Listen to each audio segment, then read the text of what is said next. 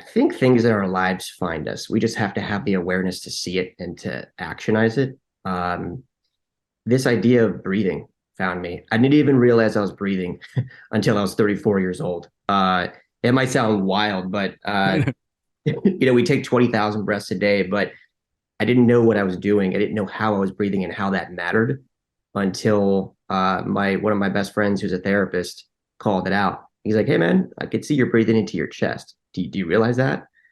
And I kind of brushed it off, like, "Nah, it's don't worry about it." He's like, "No, this is it's causing things. Like, I'm gonna call attention to it." And that elicited the boom, the volcano of awareness, and my life's been different ever since. It's funny you said that. You go, you're breathing into your chest, and I went, oh my gosh, I'm breathing into my chest. And wow, yeah, the value of just our breath. I've never thought of it. Something we just incredibly take for granted. Well, you look at it, right, and it's part of our autonomic nervous system. What does that mean? It's just autopilot. Don't worry about it. It's happening all by itself. Leave it.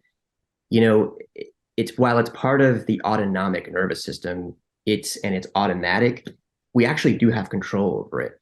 And I think where I was missing it, where a lot of people miss it, is that a lot of people don't know that the brain is tied to your breath. Your lungs and your diaphragm communicate all day with your brain. And, like right now, anyone who's listening, pay attention to how you're breathing. Are you breathing into your upper chest? Are your shoulders increasing as you breathe? Or are you breathing into your belly, meaning is your rib cage expanding? That alone can change how you feel right now. And I know that a lot of people get into the cliches of like, oh, just take a deep breath, right? Sweet, cool. It's like live, laugh, love. That sounds nice. But are you really doing it right? And if you're doing it right, are you taking one of those breaths?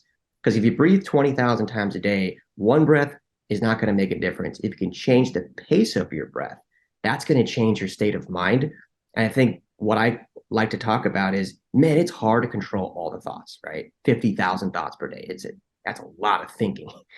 But we can't control our breath. And if we control our breath to a point where we're maybe taking a nice deep inhale for 4 seconds and then exhaling for 4 seconds, that alone is going to send a signal to your brain, telling your brain, hey, relax, everything's okay.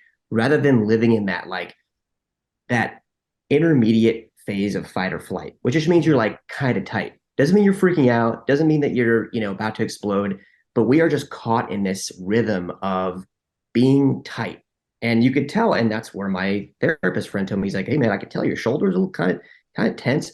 And that's what leads to us to make those bad decisions of like, man, I need a drink, or like, I need to take the edge off somehow, or I need a cigarette, anything, right? It's like, well, maybe you just need a deeper breath, and that can lead you down the right path. So all this happened for me in a matter of minutes, and it was like, whoa, I had to unpack it all. And it's all fascinating because these are not things are so basic, unbelievably basic, but these are not things that any of us ever talk about because it's not on TV yet, or it hasn't been taught in school, or it's just not actionable. And that's where I'm trying to scream it from the rooftops, like, hey, there's something really simple, stupid that you can do, and it works every time.